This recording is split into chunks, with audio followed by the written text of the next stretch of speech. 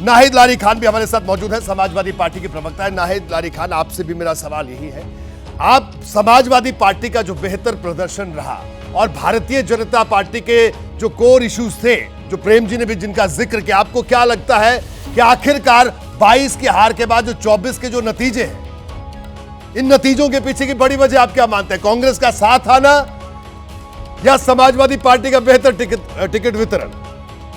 रोहित जी, 2022 के चुनाव का आप जिक्र कर रहे हैं। आप यूपी को भली भांति जानते हैं, आपने अच्छा कवरेज भी किया 2022 चुनाव में।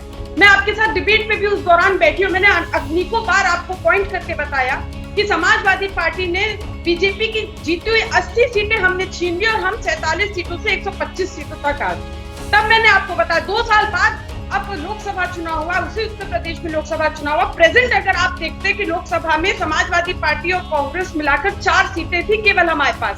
हमने बीजेपी की जीती हुई 40 सीटें और छीन ली।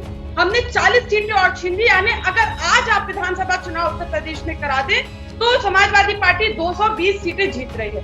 और आने वाले समय यानी जब एक्चुअली विधानसभा चुनाव होगा 2027, हो सकता है पहले भी हो जाए, 2027 की भी अगर बात करें तो निश्चित रूप से जिस तरह से समाजवादी पार्टी देश की तीसरी सबसे बड़ी पार्टी बनकर उभरी और उत्तर प्रदेश की सबसे बड़ी पार्टी बनकर उभरी है, तो निश्चित तौर पर हम 300 प्लस सीटों पर हम जीतेंगे। अगर 2027 के हिसाब से अगर विधानसभा चुनाव होता है, क्यों जीतेंगे? क्योंकि आप ये समझे कि पीएम और सीएम के चेहरे को, पीएम सीएम के चेहरे को जनमानस ने नकार दिया है।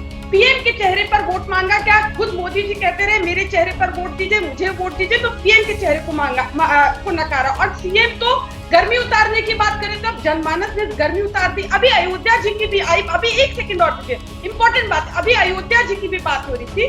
तो जो अयोध्या जी में राम मंदिर का निर्माण हुआ, तो माननीय सुप्रीम कोर्ट के आदेश के बाद जब निर्माण हुआ, उसके बाद सबसे पहला चुनाव हुआ, सबसे पहला। ठीक है नाहिद, मैं आपको रोकूंगा। नाहिद जी, आपकी पूरी बात आई। अब मैं राजीव रंजन जी के पास में जल्दी से चलता हूं। राजीव रंजन जी, आपसे ये जानना चाहेंगे कि उत्तर प्रदेश और बिहार की अगर राजनीति की बात की जाए, देखिए जाति सच्चाई है इन दोनों प्रदेशों में राजनीति की, लेकिन बिहार में यह स्थिति नहीं हुई, उत्तर प्रदेश में यह स्थिति हुई। तो आखिरकार आप किस तरह से इसे डिकोड कर रहे हैं? क्या बिहार में जैसे उत्तर प्रदेश में बीजेपी के जो सहयोगी दल थे वो उस तरह से रिएक्ट नहीं हो पाए, वो उस तरह से वोट कन्वर्ट नहीं करवा पाए, लेकिन बिहार में आप लोगों का साथ बड़ा मजबूत रहा? और क्या लगता है आपको इस साथ की वजह से ये नतीजे आए? क्या बड़ी वजह आप मानते हैं? देखिए, मुझे ऐसा लगता है उत्तर प्रदेश पर भारतीय जनता पार्टी ने अपना पक्ष रख दिया है। वो कमबैक करने की स्थिति में है।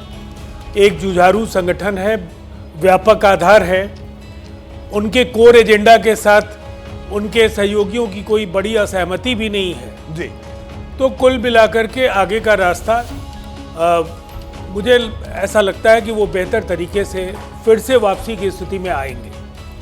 जहाँ तक बिहार का सवाल है, देखिए बिहार की गठबंधन राजनीति कुछ दूसरे तरह से है। गठबंधन के पास एक ऐसा चेहरा है जिसने भारतीय जनता पार्टी के साथ भी काम किया है, राष्ट्रीय जनता दल के साथ भी काम किया है।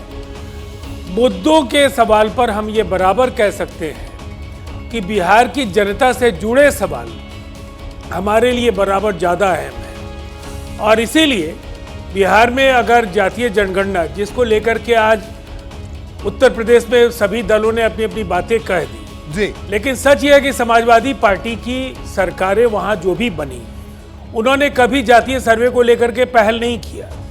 कांग्रेस हिंदुस्तान की आज़ादी के 60 वर्षों तक सत्ता में रही और उत्तर प्रदेश में लंबे दौर तक राज्य में भी सत्ता में रही, लेकिन ये काम वो नहीं कर पाए। बिहार में भी सत्ता में रहे, नहीं कर पाए।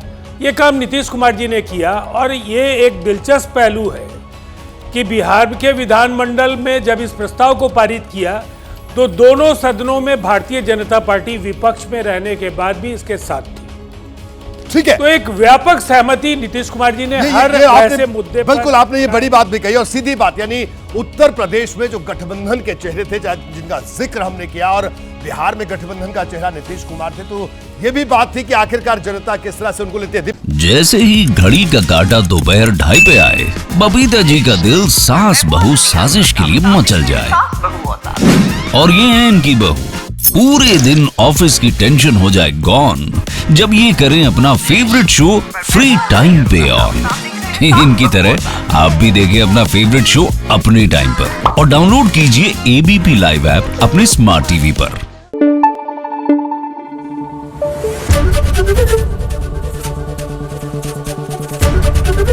एबीपी न्यूज आपको रखे आगे।